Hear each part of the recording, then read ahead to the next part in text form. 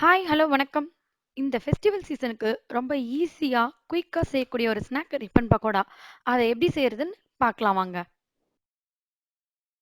Masala spoons.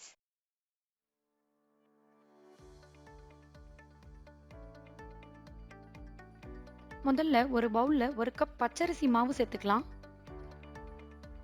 1/2 cup கடலை மாவு, 1/4 cup பொட்டுக்கடலை மாவு. இது வந்து 1/4 கப் பொட்டுக்கடலை எடுத்து அப்படியே மிக்ஸியில பவுடர் பண்ணி சேர்த்துக்கோங்க. 1 டீஸ்பூன் மிளகாய்த்தூள், 1/4 டீஸ்பூன் பெருங்காயம், 1/4 டீஸ்பூன் மஞ்சள் தூள், 1 டீஸ்பூன் எள்ளு. இது வந்து ஆப்ஷனல் தான், நீங்க வேணான்னா விட்டுறலாம். தேவையான அளவு உப்பு, 1 டீஸ்பூன் நெய். இதெல்லாம் சேர்த்து நல்லா மிக்ஸ் பண்ணிக்கோங்க. தண்ணி கொஞ்சம் கொஞ்சமா சேர்த்து இதை வந்து மாவு பிசைஞ்சு எடுத்துக்கலாம். இந்த பதத்தில் இருக்கணும். தொட்ட உடனே கொஞ்சம் சாஃப்டாக இருக்க மாதிரி, ரொம்ப சாஃப்டாகவும் இருக்கக்கூடாது, ரொம்ப டைட்டாகவும் இருக்கக்கூடாது. இப்போ வந்து கடாயில் எண்ணெய் வச்சுருக்கேன், சூடு பண்ணிகிட்ருக்கேன்.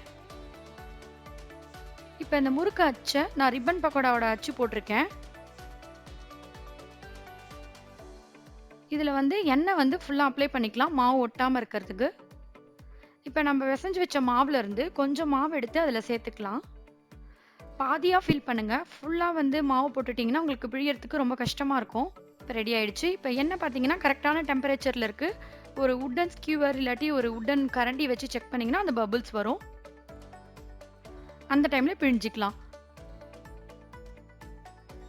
ரொம்ப கிட்ட வச்சு பிழியாதீங்க, எண்ணெய் கிட்ட கொஞ்சம் மேலே தூக்கிய கூட பிழிஞ்சிக்கலாம்.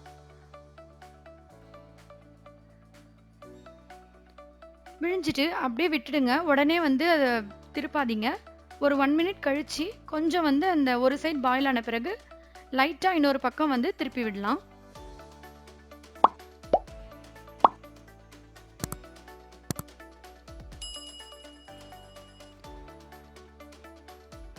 பாருங்க, இப்போ வந்து அந்த எண்ணெயோட சவுண்ட் வந்து கொஞ்சம் கொஞ்சமாக குறைஞ்சிட்டே வரும்.